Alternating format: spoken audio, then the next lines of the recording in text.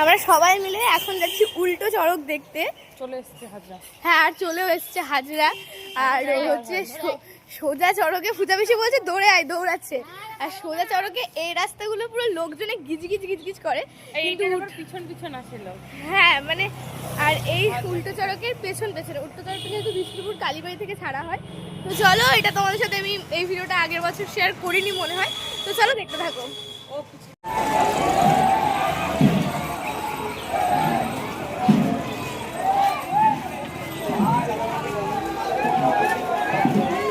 বেরোবে।